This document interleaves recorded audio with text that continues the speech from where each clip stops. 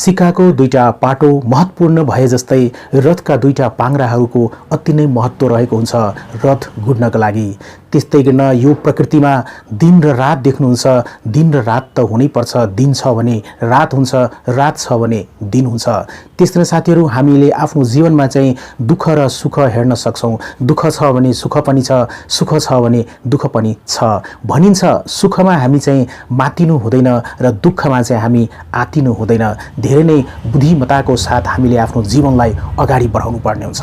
त्यस्तै गर्न यो जीवन भनेको एउटा फुलबारी हो, जहाँ तपाईले फुल पनि पाउनुहुन्छ भने त्यहाँ तपाईले काँडा पनि पाउनुहुन्छ।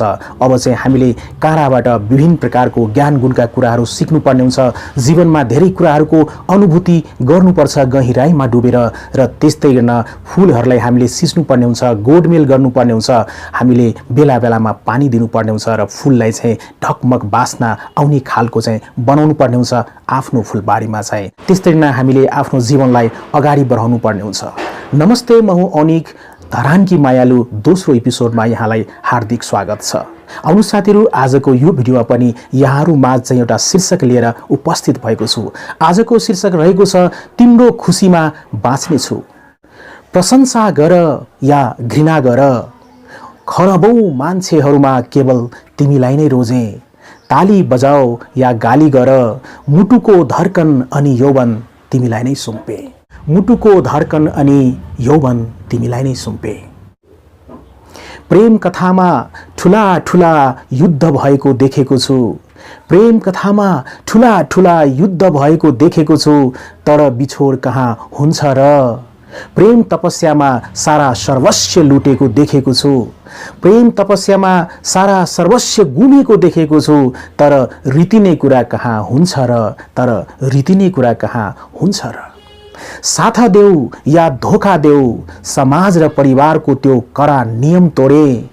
ताली बजाऊ या गाली गर, मुटुको धड्कन अनि यौवन तिमीलाई नै सुम्पे। प्रेयसीको लागि सारा संसार त्यागेको देखेको छु। प्रेयसीको लागि सारा संसार त्यागेको देखेको छु, तर पनि मन कहाँ थाक्छ र। विषलाई अमृत सम्झी निर्धक्क पिएको देखेको छु।